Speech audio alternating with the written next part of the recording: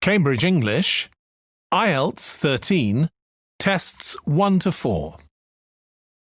Published by Cambridge University Press and Uckles, 2018.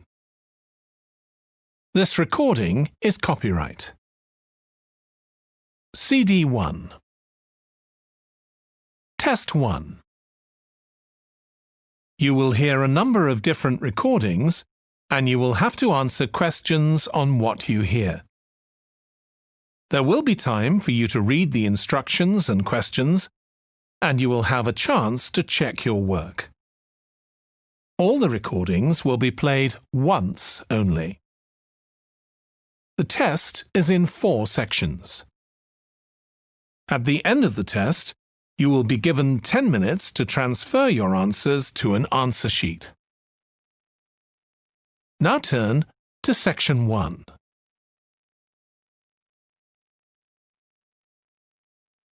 Section 1. You will hear a telephone conversation between a woman who wants to attend a cookery class and an official at a tourist information centre. First, you have some time to look at questions 1 to 6.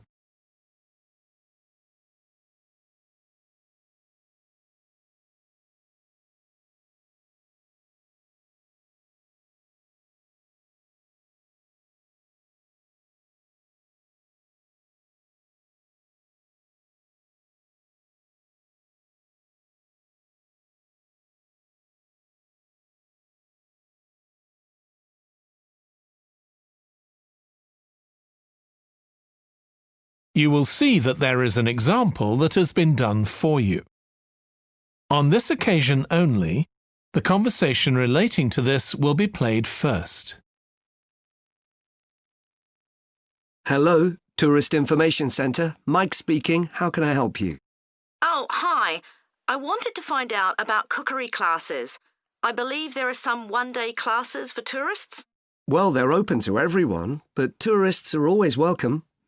OK, let me give you some details of what's available. There are several classes. One very popular one is at the food studio. The first cooking class is at the food studio, so studio has been written in the space.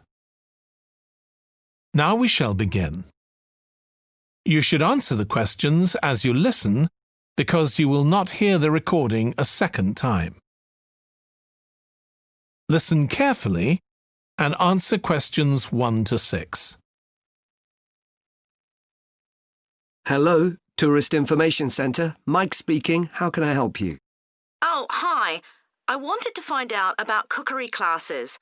I believe there are some one-day classes for tourists.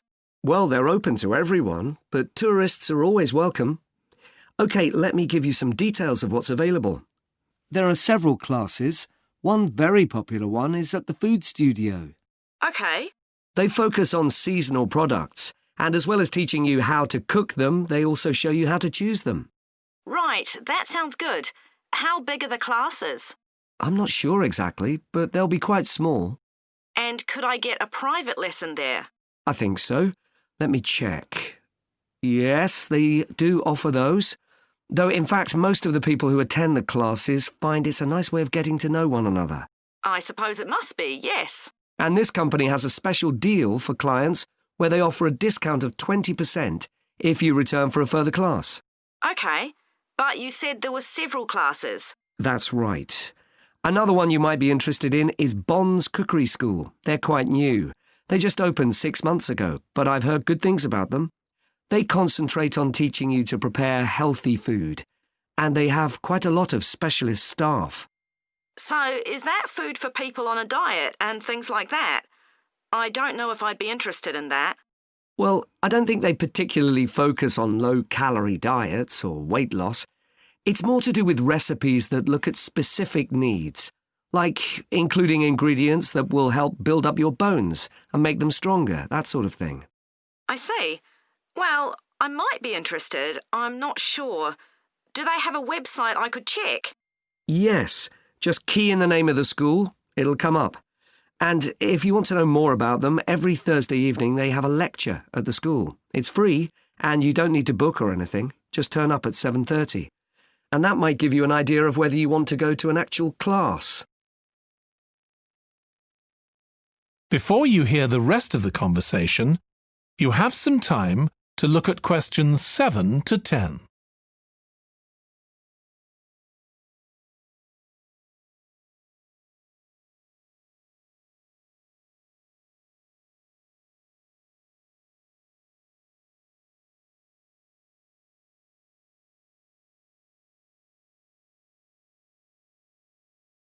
Now listen and answer questions 7 to 10. OK, there's one more place you might be interested in. That's got a rather strange name. It's called the Aretsa Centre. That's spelled A-R-R-E-T-S-A. OK. They've got a very good reputation. They do a bit of meat and fish cookery, but they mostly specialise in vegetarian dishes. Right. That's certainly an area I'd like to learn more about. I've got lots of friends who don't eat meat. In fact, I think I might have seen that school today. Is it just by the market? That's right. So they don't have any problem getting their ingredients. They're right next door. And they also offer a special 2-hour course in how to use a knife. They cover all the different skills, buying them, sharpening, chopping techniques. It gets booked up quickly, though, so you'd need to check it was available. Right. Well, thank you very much. I'll go and check that out.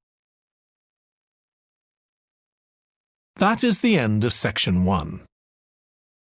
You now have half a minute to check your answers.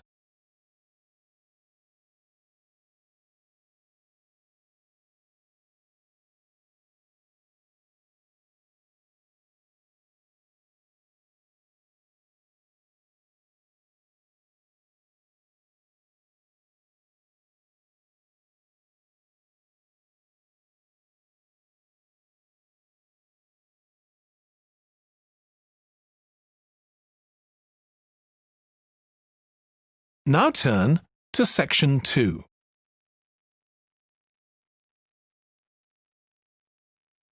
Section 2. You will hear the chairman of the Highways Committee of Granford speaking to members of the public about proposed changes to traffic and parking in the area. First, you have some time to look at questions 11 to 13.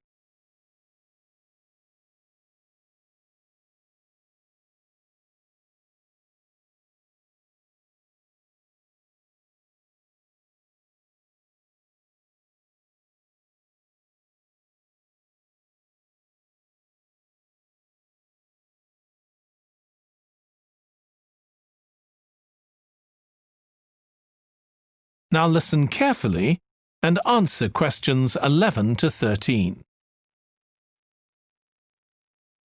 Good evening, everyone. My name's Phil Sutton, and I'm chairman of the Highways Committee. We've called this meeting to inform members of the public about the new regulations for traffic and parking we're proposing for Granford. I'll start by summarising these changes before we open the meeting to questions. So, why do we need to make these changes to traffic systems in Granford? Well, we're very aware that traffic is becoming an increasing problem.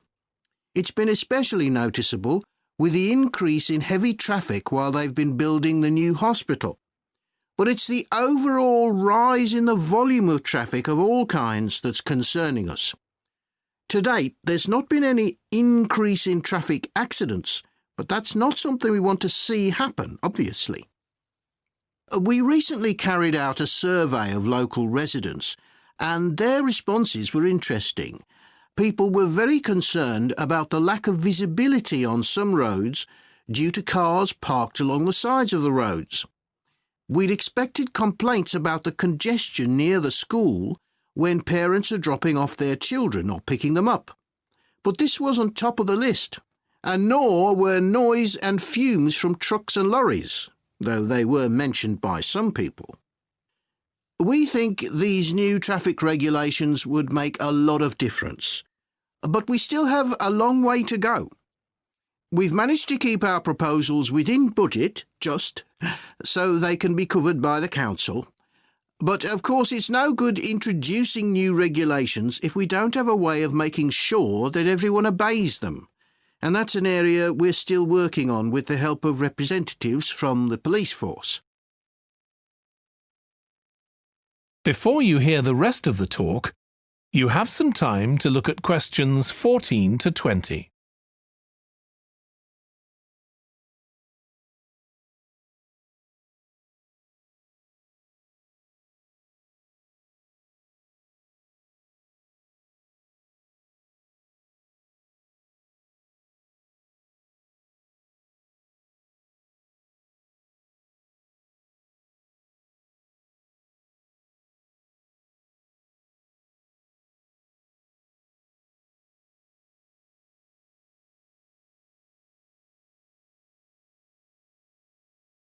Now listen and answer questions 14 to 20.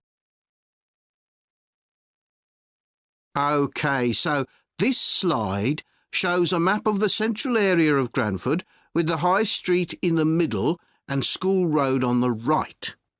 Now, we already have a set of traffic lights in the High Street at the junction with Station Road, but we're planning to have another set at the other end at the School Road junction to regulate the flow of traffic along the High Street.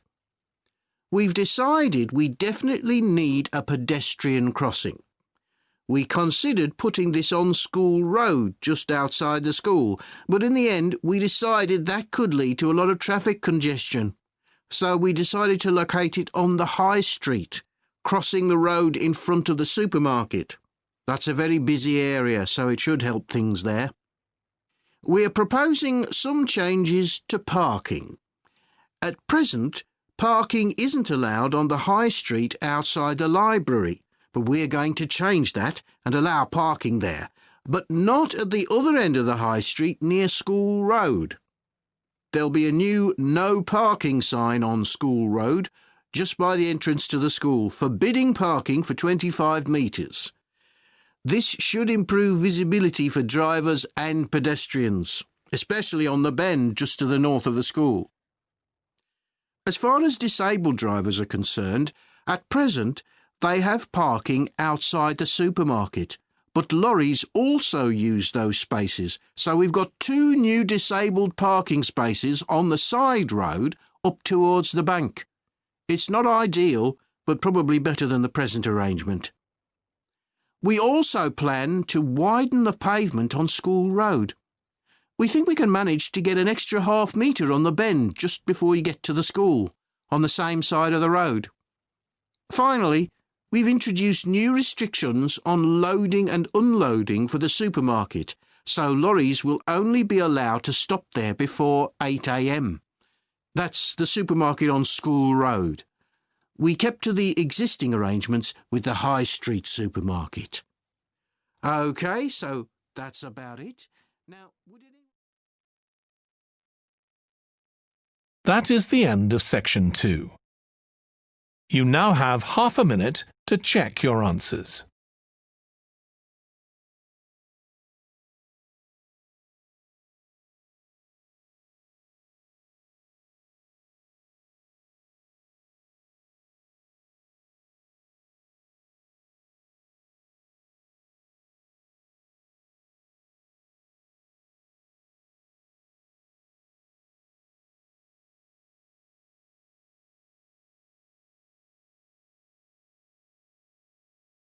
Now turn to section 3.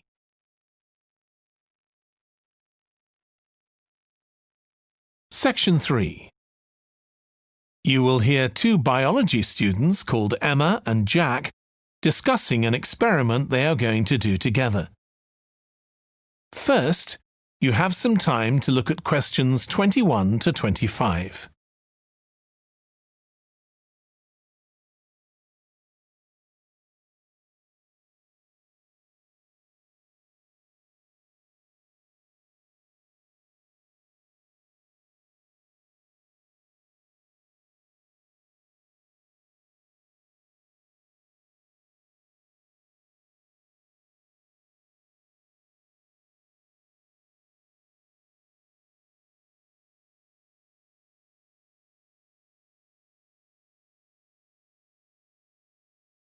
Now listen carefully and answer questions 21 to 25.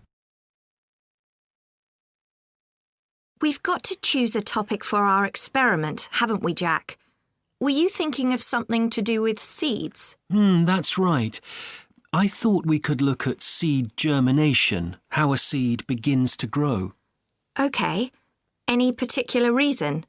I know you're hoping to work in plant science eventually. Yeah, but practically everything we do is going to feed into that. No, there's an optional module on seed structure and function in the third year that I might do. So I thought it might be useful for that. If I choose that option, I don't have to do a dissertation module. Good idea. Well, I thought for this experiment, we could look at the relationship between seed size and the way the seeds are planted. So we could plant different sized seeds in different ways and see which grow best. OK. We'd need to allow time for the seeds to come up.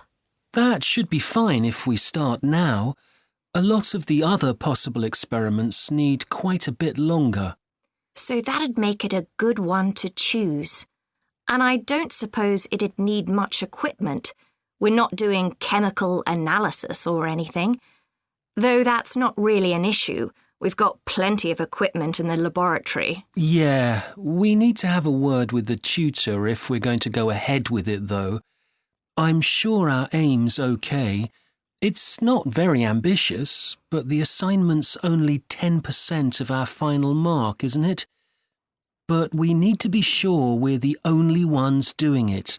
Yeah, it's only 5% actually, but it'd be a bit boring if everyone was doing it. Did you read that book on seed germination on our reading list? The one by Graves? I looked through it for my last experiment, though it wasn't all that relevant there. It would be for this experiment, though. I found it quite hard to follow. Lots about the theory, which I hadn't expected. Yes, I'd been hoping for something more practical. It does include references to the recent findings on genetically modified seeds, though. Yes, that was interesting. I read an article about seed germination by Lee Hall. About seeds that lie in the ground for ages and only germinate after a fire. That's the one. I knew a bit about it already, but not about this research. His analysis of figures comparing the times of the fires and the proportion of seeds that germinated was done in a lot of detail. Very impressive. Was that the article with the illustrations of early stages of plant development? They were very clear. I think those diagrams were in another article. Before you hear the rest of the discussion, you have some time to look at questions 26 to 30.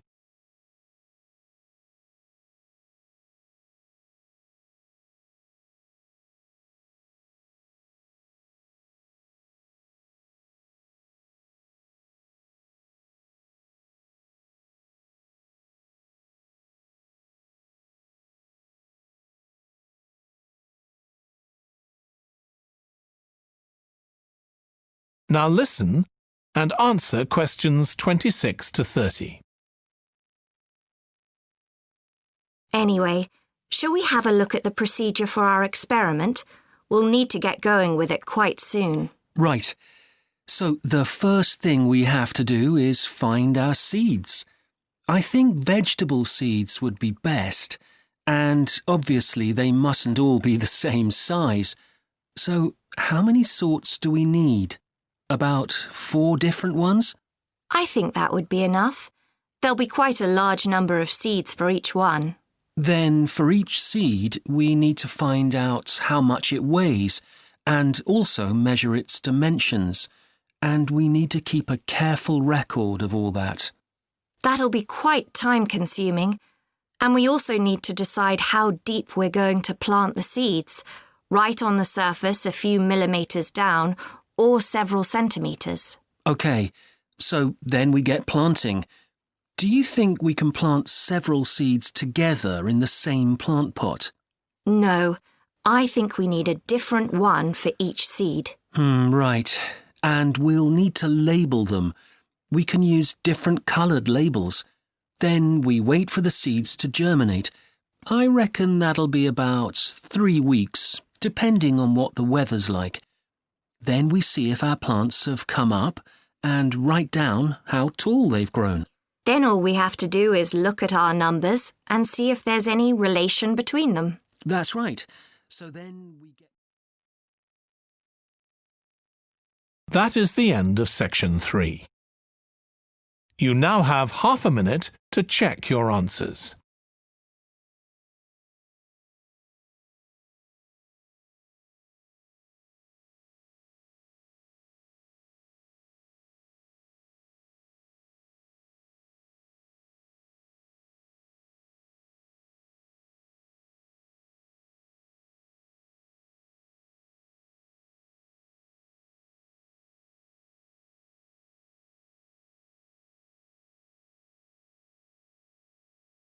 Now turn to section 4.